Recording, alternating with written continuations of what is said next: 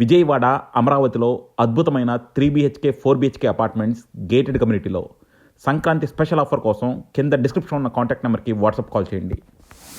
Hi, hello, welcome to icon politics. నేను మీ పాషా. తిరుపతి ఘటనపై విపక్షాలు ఒక రేంజ్లో ఆడుకుంటున్నారు. అంటే ప్రభుత్వం వైఫల్యమే అని చెప్పి అంటున్నారు. జగన్ గారు కానీ, కాంగ్రెస్ పార్టీ వాళ్ళు కానీ, టీడీపీ వైఫల్యం వల్లే ఇలా జరిగింది అని అంటున్నారు. అయితే దీని గురించి విశ్లేషించడానికి మనతో ఉన్నారు పొలిటికల్ బాబాయ్. నమస్తే బాబాయ్. నమస్తే అండి. చెప్పండి బాబాయ్, ఇది నిజంగా ఇది ప్రభుత్వ వైఫల్యమేనా లేకపోతే ప్రజల నిర్లక్ష్యమా? మీరే చెప్పండి. తిరుపతి మొన్న జరిగిన ఘటన మీద ఒక రకంగా మాట్లాడాలంటే ఫస్ట్ దాంట్లో చనిపోయిన వాళ్ళు, దెబ్బలు తగిలిన వాళ్ళందరికీ నా హృదయపూర్వక మనస్ఫూర్తిగా చెప్తున్నాను, సానుభూతి. జరగడం అది దురదృష్టకరం. ఫస్ట్ ఆ వెంకటేశ్వర స్వామి దయ కరుణించలేదో ఏం జరిగిందో తెలియదు కానివ్వండి, అక్కడ అది ముమ్మాటికి చాలా బాధాకరమైన విషయం. తర్వాత నెక్స్ట్ అక్కడ వైఫల్యం గవర్నమెంట్ది అంటారా, చంద్రబాబుది అంటారా, పవన్ కళ్యాణ్ అంటారా? వాళ్ళు పబ్లిక్ అదే మన వైఎస్ఆర్ వాళ్ళు, కాంగ్రెస్ వాళ్ళు ఏమంటారు? టీడీపీ వాళ్ళదే కూటమి ప్రభుత్వం అంటారు వాళ్ళైతే. అప్పుడు పూర్వకాలం ఏళ్ళ ప్రభుత్వాలు ఉన్నప్పుడు వైకుంఠ ఏకాదశి, ముక్కోటి ఏకాదశి అని తిరుపతిలో ఫంక్షన్లు జరిగినప్పుడు భక్తులు చాలామంది కిటకిటలాడటం, తోసులాడుకుంటాం ఇవన్నీ జరుగుతాయి కదా.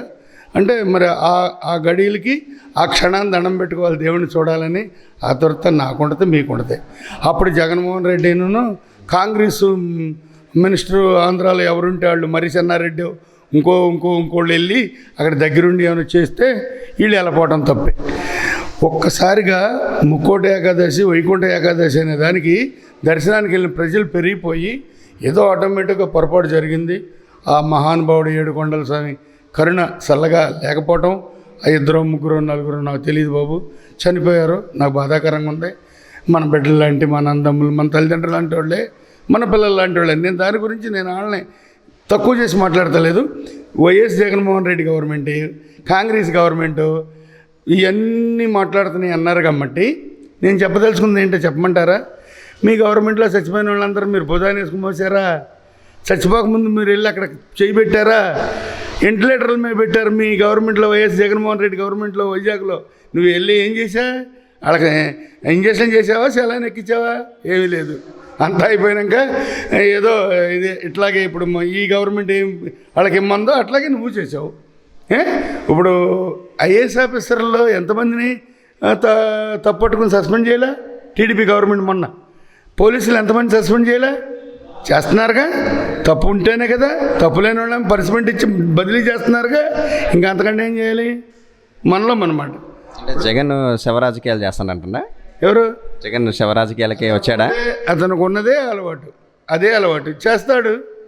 చేస్తాడు ఏదో చేద్దామని చూస్తున్నాడు. ఏదో 1-2 జరిగినంత మాత్రం రాష్ట్రం మొత్తం ప్రజలు పిచ్చివాళ్ళ, గుడ్డివాళ్ళ, చూత్తలు లేదా, తెలివి లేదా? నువ్వు ఎన్ని అబద్ధాలు చెప్పినా, ఎంత చంద్రబాబు, పవన్ కళ్యాణ్ మీద, బీజేపీ మీద బురదేసినా నీకు లేదయ్యా జగన్మోహన్ రెడ్డి గారిని నేను ఇప్పటి నుంచో చెబుతున్నా. ఆయనకి లేదు. కాంగ్రెస్ కొత్తగా వచ్చిందా? 1977 ముందు 52 తర్వాత ఎమర్జెన్సీ పెట్టి కమ్యూనిస్టులందరూ ఓసకోత కోయిపించింది ఇందిరమ్మ గారు. మరి అప్పుడు రాహుల్ గాంధీ లేడుగా, తెలియదుగా. నెహ్రూ గారు ఉన్నాడుగా, లేకపోతే రాజీవ్ గాంధీ పుట్టాడుగా, సంజీవ్ గాంధీ పుట్టాడుగా. మరి అప్పుడు మీరేం చేశారు? కమ్యూనిస్టులు అందరూ ఓసకోత కోయిపించి ఇరక్కొట్టించి కాల్పించావమ్మా. మరి అది వాళ్ళు నీ మనవడ కొట్టిందా? చెప్పమ్మా. నీ మనవరాలు కొట్టిందా, నీ కోడలు కొట్టిందా, నీ కొడుకులు కొట్టిందా? ఏరి ఇందిరమ్మ గారు నీది అడుగుతున్నా. మరి అప్పుడేం చేశా? ఈ తిరుపతి అప్పుడు కానరాలేదా? మాకు ముస్లిమ్స్ అంటే మాకు ఆపరేషన్ వద్దు, మా మతంలో ఉండదంటే మరీ లాక్కొచ్చి ఆపరేషన్ చేయించావు జనాన్ని. జనాభా ఏమన్నా పుడతం తగ్గారా? నువ్వు ఎమర్జెన్సీ పెట్టావు, జనాన్ని ఏం కంట్రోల్ చేసా? ఏం పుట్టలేదు, ఏం పెళ్ళిళ్ళు చేసుకోవట్లేదు. ఇది ఇందిరమ్మ గారికి. నెహ్రూ గారు ఏం చేశాడు? ఆయన అన్ని మంచి పనులు చేసినట్టేనా? అంటే మీకు అప్పెట్టుకుని మోడీది, చంద్రబాబుది, పవన్ కళ్యాణ్ దొరుకుతాయి మీ పద్యానికి. ఈ రాష్ట్రాల్లో ఇక ఎక్కడ ఇతర దేశాల్లో, ఇతర స్టేట్లో ఏ తప్పులు మీకు దొరకవా? ఆంధ్ర రాష్ట్రంలో ఇక తిరుపతి దొరికింది. ఇప్పుడు మొన్న ఏదో ఒకటి పట్టుకున్నారు.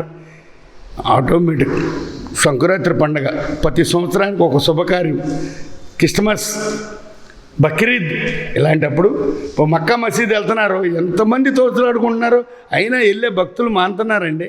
ముస్లిమ్స్ అన్ని లక్షలు ఖర్చు పెట్టుకుని గవర్నమెంట్ నుంచి పండు తీసుకుని ఓడల్లో విమానాల్లో వెళ్ళి నమాజ్ చేసుకుని ఆ దర్శనం అయినాక వచ్చి శుభ్రంగా ప్రశాంతంగా వస్తా చచ్చిపోతున్నారు, వెళ్తా చచ్చిపోతున్నారు. వాళ్ళకేమంటారు?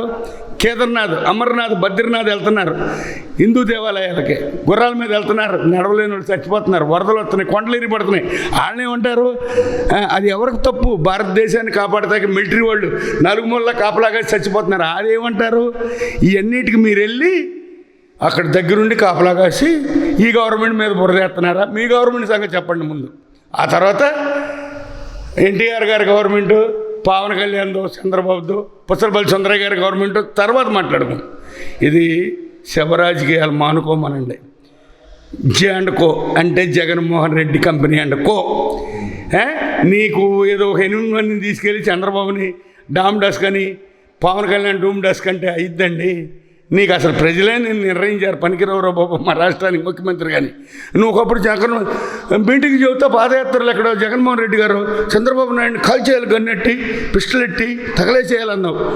ఒక పాదయాత్రలో నువ్వు ఆయన కొడుకు అంటే చిన్నోడు పెద్దోడు నాకు తెలీదు, మరి ఆ రోజుని 45 సంవత్సరాల సినీ రాజకీయ ఇండస్ట్రీలో పేరున్న చంద్రబాబు నువ్వు అన్నావే, మరి అప్పుడు అదే మాట ఈయనంటే నువ్వు ఇప్పుడు కర్మగాలకు మళ్ళీ గెలిచి ఉంటే టీడీపీ వాళ్ళని ఎంతమంది చంపించేవాడువో, జనసేన పవన్ కళ్యాణ్ ఎంతమంది చంపించేవాడువో, నువ్వు ఎన్ని అరాచకాలు చేసేవాడువో ప్రజలందరికీ తెలుసయ్యా. జే&కో.